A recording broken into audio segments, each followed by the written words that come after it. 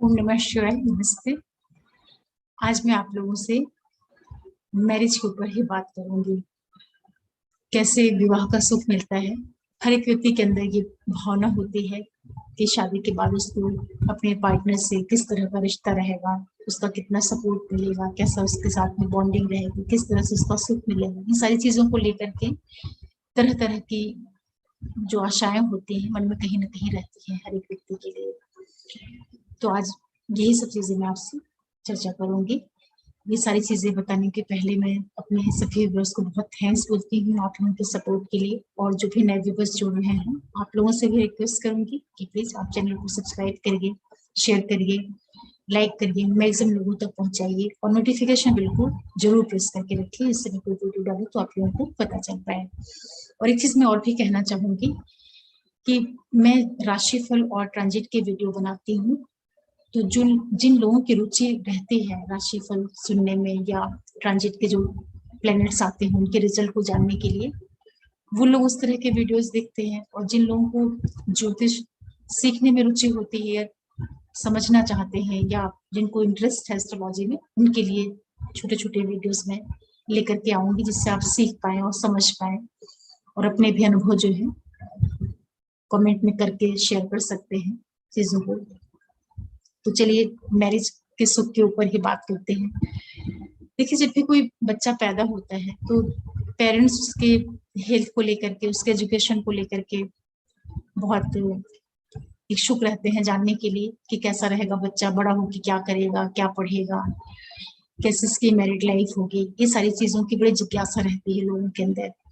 और एज के हिसाब से जैसे जैसे बच्चा बड़ा होता है तो उस तरह से लोग आते हैं लेकर के अपने बच्चे के बारे में प्रश्न लेकर के आते हैं।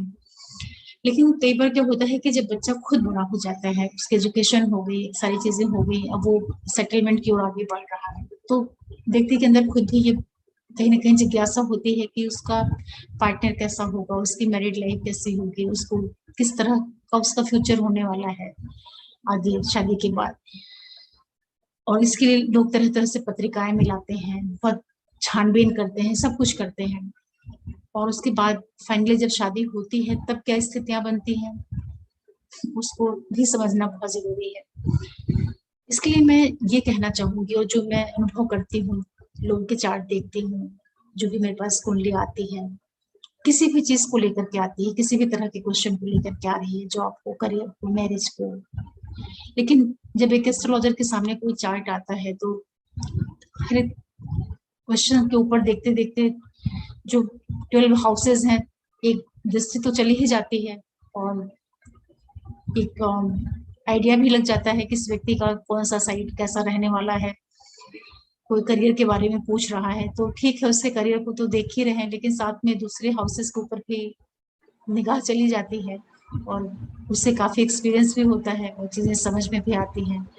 लेकिन एक चीज आप जान लीजिए कि जो हमारा बर्थ चार्ट होता है, जो किसी भी व्यक्ति का जो नेटल चार्ट होता है, ये उसके जीवन के बारे में पूरी तरीके से बताता है कि इसके लाइफ की एक एक सेक्टर, चाहे वो उसकी हेल्थ हो, फाइनेंस हो, उसका सुख हो, बच्चे हो, उसका, उसकी जॉब हो, सर्विस हो, उसकी पैतृक संपत्ति हो, एजुकेशन हो, करियर हो, लाभ हो, या जो उसके एक्सपेंडिचर है, इन्वेस्टमेंट है, जो 12 हाउसेज होते हैं, फ्यूचर में उसकी क्या स्थिति रहने वाली है, ये व्यक्ति का नेटल चार्ट अपने आप में ही कंप्लीट होता है पूरी जानकारी देने के लिए। शादी तो बाद में होगी, लाइफ में कोई पार्टनर बाद में आएगा, लेकिन वो कैसा आएगा वो तो डेस्टिनी में पहले से ही लिखवा करके लेकर के आए हैं। तो अगर आपको अपने मैरिज के बारे में जानना है कि आपका पार्टनर कैसा होगा, आपको विवाह का सुख किस ढंग का मिलेगा, तो आप इसको किस तरह से चेक करेंगे, इसके लिए सबसे जो इम्पोर्टेंट पॉइंट है वो दो चीजें आपको देखना सबसे ज्यादा जरूरी है। एक तो आपको अपने लग्न को देखना है, लग्न मतलब कि जो आप खुद हैं, लग्नेश, जो व्यक्ति स्वयं है। और दूसरा जो आपका 7th हाउस है। 7th हाउस का मतलब होता है जो आपके पार्टनर का भाव है, जो आपके पार्टनर में सारी चीजें आ जाती हैं, आपका लाइफ पार्टनर की और आपका बिजनेस पार्टनर की। लेकिन सुख मिलना है आपको, मिलेगा आपके साथ में भाव से, तो दो प्लेनेट को आप सबसे पहले एक तरफ कर लीजिए, मतलब कि दो प्लेनेट को आप सेलेक्ट कर लीजिए, एक तो अपने लगन लॉर्ड को और दूसरा आप अपने 7th हाउस के लॉर्ड को। ये दो प्लेनेट आपकी लाइफ, आपकी कुंडली के बड़े इंपॉर्टेंट प्लेनेट हो जाएंगे।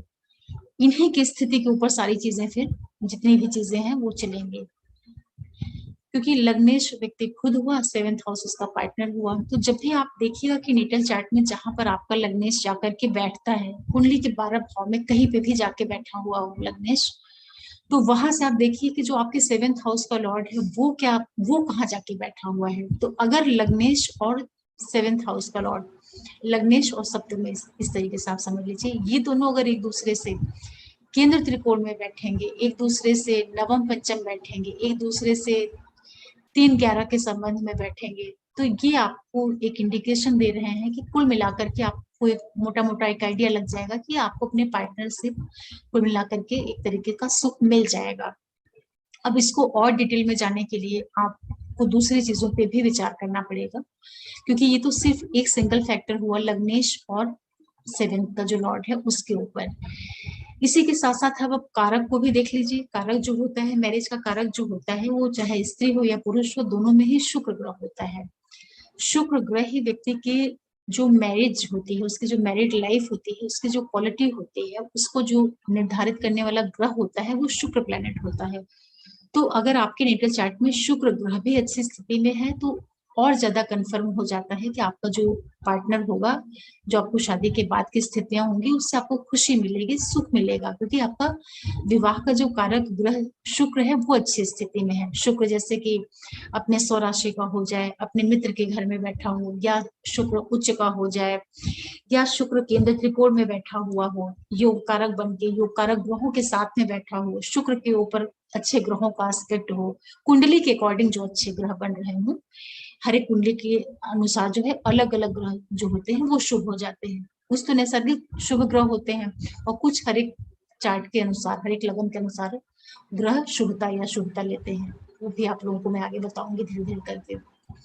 तो जब शुक्र भी अच्छी स्थिति में होगा तो ये और एक पॉइंट आपके लिए अच्छा हो जाएगा कि लग्नेश से सप्तमेश की जो स्थिति है वो भी अच्छी बनी हुई है और साथ में शुक्र ग्रह भी अच्छा बैठा हुआ है कुंडली में अच्छी स्थिति में।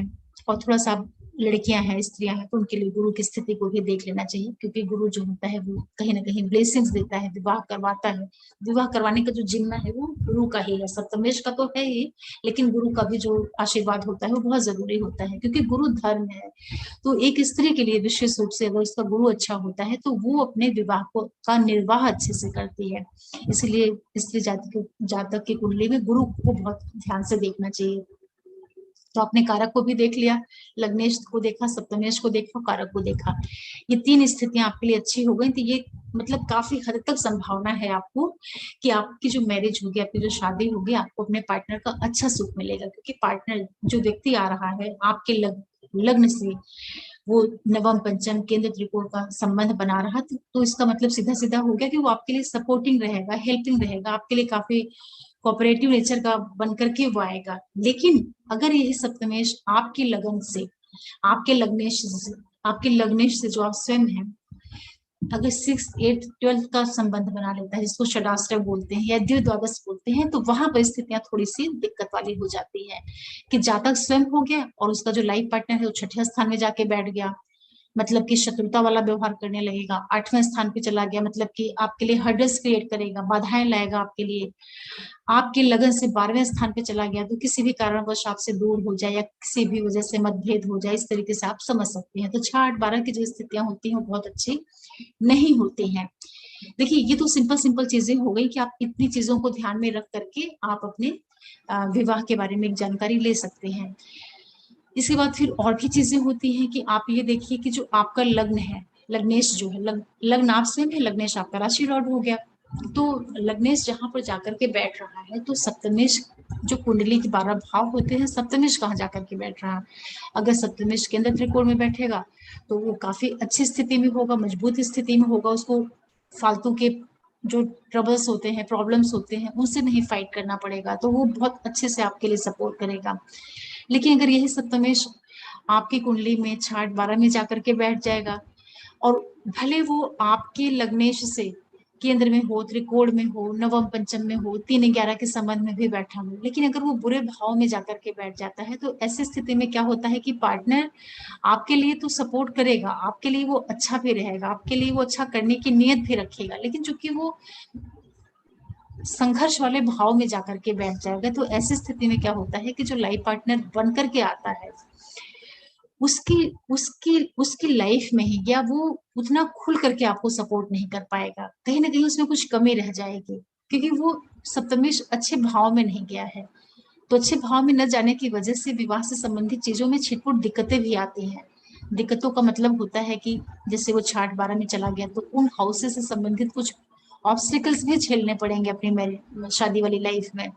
लेकिन ये जरूर है कि भले सप्तमेश छाठ 12 भाव में जाकर के बैठे, लेकिन अगर उसका लग्नेश के साथ में जो संबंध है वो अगर नवम पंचम का, केंद्र त्रिकोण का और 3-11 का बन जाएगा तो वो भले दिक्कतों वाले भाव में जाकर के बैठा है, इसके बावजूद भी वो अपनी शादी को कुल मिलाकर के निभा देगा, अपने मैरिड लाइफ को पूरा कर देगा, क्योंकि वो लग्नेश के साथ में अच्छा संबंध बना रहा है।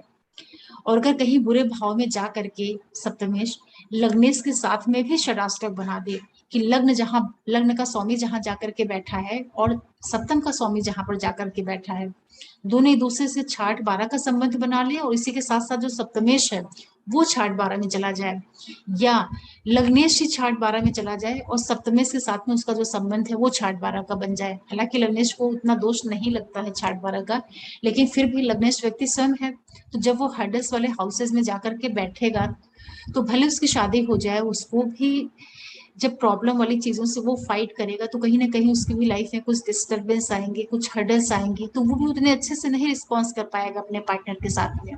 इस तरीके से भी आप समझिए। कहने का तात्पर्य ये है कि जो विवाह होता है, किसी भी व्यक्ति को विवाह में किस तरह का सुख मिलेगा, दुख मिलेगा, पार्टनर से कितना सपोर्ट मिलेगा, पार्टनर कितना उसको अपोज करेगा, कितना उसके लिए हर्डल क्रिएट करेगा, ये सारे के सारे जो प्रश्न होते हैं इसका जवाब अपनी कुंडली खुद ही दे देती है। तो इसलिए कुंडली मिलान वगैरह तो आदमी अपने मन की शांति के लिए करता है, एक तरीके से प्रिकॉशन के तौर पे करता है कि कोई रिस्क ना रहे आगे, लेकिन अपना जो चार्ट होता है उसी के अनुसार ही लाइफ पार्टनर मिलता है। और जहाँ पे उस तरह की घटनाएं घटित होनी रहेंगी वही लाइफ पार्टनर भी आकर के आपको मिलेगा, क्योंकि जो डेस्टिनी आप लेकर के आए हैं वैसा ही तो पार्टनर आपके साथ आएगा, तभी तो वो घटनाएं जीवन में जाकर के आगे घटित होंगी। क्योंकि केवल कुंडली मिलान कर लेने से अगर आदमी अपनी डेस्टिनी चेंज कर पाता, अपना जीवन पूरी तरीके से बदल पाता, तो इस संसार में कोई भी व्यक्ति दुखी ही ना होता। हर एक व्यक्ति को अपने मन मुताबिक लाइफ पार्टनर मिल जाता, हर एक व्यक्ति अपने अनुसार बड़ा सुखी विवाहित जीवन जीने लगता, तब तो किसी के जीवन में शांति ही ना होती, तकलीफ ही ना होती, जबकि सबसे ज्यादा तकलीफ तो विवाह को लेकर के ही होती है।